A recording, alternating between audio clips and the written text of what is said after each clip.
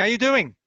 I'm doing great. Thank you, James. How are you doing this morning or I'm well. I'm afternoon? well. I'm talking to you all the way from London. You're in what, the Texas area, aren't you? Texas, Yes, north Houston. of Houston. Yeah, north of There you go. Houston. Yeah. Great. Well, thanks for giving me the opportunity to interview you. I know you just finished your book, 12 Hours of Heaven. 12 Hours of Heaven looks like an interesting book. I'm sure it's going to help a lot of people.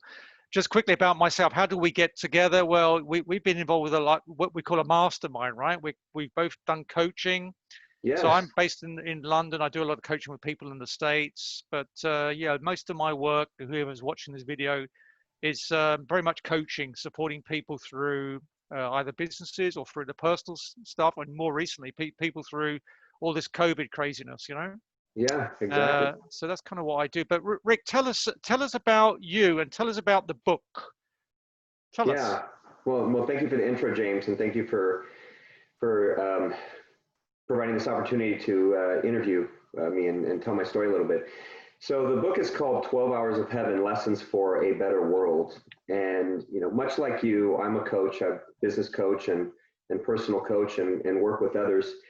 And I've had this book in my head for nearly 20 years. It was originally sparked way back when I was in a car accident, a severe car accident with my wife and two young daughters, where I rolled a car completely, and we were miraculously unharmed by God's grace. And that caused me to reevaluate my life. And in the time of evaluating my life, I wrote what I called a to-do list of things I wanted to focus on, like being present with my children and loving them and forgiving others, and just trying to live a better life. And Yeah. that's where I had the idea for this book. That I thought I originally envisioned it like a movie. I thought it would make a great movie, and I wrote about a page, and I kind of put it away on my laptop and lost it many laptops ago.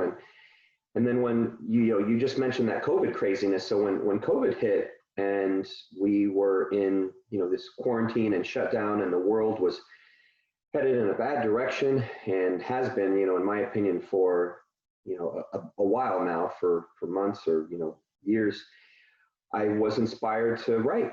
And so I wrote the book and started writing in April and finished in July, which I'll explain in a sec. But it was, I wrote it because I wanted to try to inspire others. And it's a fictional story about an angel that is sent down from heaven. His name is Ezra, and he's sent down from heaven, and he finds himself trapped in an elevator with 10 individuals from all walks of life. And they're trapped in the elevator for 12 hours. And during that 12-hour period, he is able to help them work through the biggest problems in their life and inspire them and give them hope and spark change, if you will. And that's where, that's why I wanted to write it, is to try to provide some inspiration and hope in, these kind of dark times that we've headed into. Yeah. Wow. So what would you say is the key theme of the book? Is it giving hope, or what is it? So I'd say it's a couple things, James. I'd say the key theme is that the main theme would be that one person can change the world, that one person can make a difference in the world. And it doesn't matter who you are. It doesn't matter if you're big or small or famous or old or young. None of that matters. All that matters is that you make a commitment to improve the world and improve it with your own actions, and look inside before you start looking outward towards others. And then from that, there's other, subcontexts in that, just by making small changes in your life, those can have a profound effect on, yourself and those that you interact with. Excellent. So it's about changing. So it's really the one person can change the world, right? Yes, yeah, Yeah. that's right. That's right. As Gandhi would say, be the change you want to see in the world, that kind of thing, right? Gandhi? Absolutely. Yeah. Yeah, absolutely. And so as I was writing during those 3 months that I was writing, I originally gave myself 6 months to write. And then in the last month, in the month of July, I got super focused and super inspired, and I was hyper focused, and I was writing. I went from writing 750 words a day to 2,000 words a day. in the span of a couple hours. And the story was just kind of flowing out of me, and it was very spiritual. And I felt this deep connection with the Lord, and more so than I've ever felt in my life. And in that time of hyper focus, I had these floods of ideas, just ideas that were pouring out of me. I'd wake up at 2 in the morning with ideas. I'd wake up, they'd come random parts throughout the day. I'd have dreams and visions and all sorts of things. And one of the ideas that came out is a movement and a community called I Spark Change. And that obviously came from the book about, the idea being sparked in your mind is the theme that I continue throughout the book. But I Spark Change is this movement that I'm hoping to, or working on starting already, to help build awareness of the fact that one person can change the world, that one person can be that spark and can make a difference in the world. As you were saying all that, it's like, remember a phrase, there's nothing more powerful than an idea whose time has come. That's what it feels like as you were speaking there. Yeah, do you know There's nothing more powerful as, I think I got it from Wayne Dyer, one of his books. Wayne Dyer, who I love Wayne Dyer. Just popped up as you were saying that.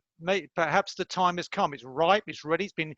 It's been bubbling in your mind, your consciousness for 20 years, and suddenly I Spark Change is an idea whose time has come. The conditions are right for it to come, and it's like the book came through you, not from you. Yes, that I feel that way 100%. I mean, that is so accurate, James. You hit the nail on the head.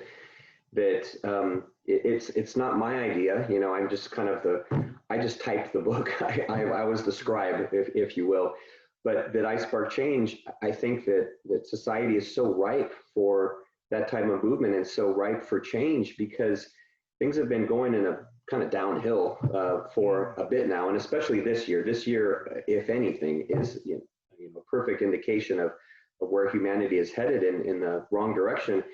And so we as a people, as a collective world, are ripe to head in, for the pendulum to swing in the other direction. Exactly. So why should people read the book? So, well, one reason is what we just touched on right now, is because the pendulum has swung too far in the direction of negativity and anxiety and just all that is going wrong in the world right now. And we need to get things headed in the right direction. That's the main reason. The other reason is simply if they've been struggling. So you mentioned at the beginning when you were introducing yourself about lately you've been working with individuals more on a personal coaching level, because it seems like the collective anxiety of everyone is elevated right now and has been for at least 6 months. And people are on edge, and people are in this constant battle to be right and to be heard rather than to be kind and to love one another. And so people are hurting. People are in pain, and my book can offer them some hope, some inspiration, some guidance, if you will, on ways that they can make the world a better place, and just make their own world, even if they're not focused on the whole big world. Just make their own lives better. Yeah. As you're talking, I can feel the emotion in you. Oh, good. Yeah, so, the conviction. Thank you. And one thing that's been so gratifying and very humbling, and honestly has brought me to tears in recent weeks, is I had about 10 pre-readers, folks that I know or that are a friend of a friend that have agreed to read the book. So they've read a manuscript that was a complete version, but I'm sure it had typos and things like that in there, but it was a complete manuscript, and they were given that about a month ago. And so far I've received, I believe 8, I heard back from 8 of them that have completed the book, and endorsements and so forth. And the words that they're sharing with me and the thoughts that they're sharing with me on the book are just so humbling and so gratifying that it is having the impact that I'm talking about right now. And one thing I wanted to share just from one individual is she said that, and she actually messaged this to me halfway through. She said, you know, as I'm reading the book, it's not necessarily, you know, the story is great and it's interesting and it's easy to read. But she said, what's happening is that every morning since I've been reading the book, I wake up and I think of some action, new action that I want to take with my family or something that I want to do to help others.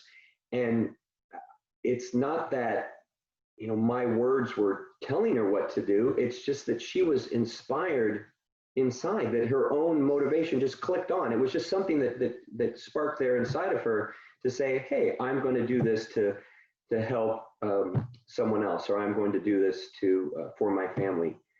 And that was, like I said, I mean, reading things like that from these readers has just been so emotional and so gratifying. As you're saying that, what comes to my mind is it's not the words, it's the energy behind the words that's affecting the reader.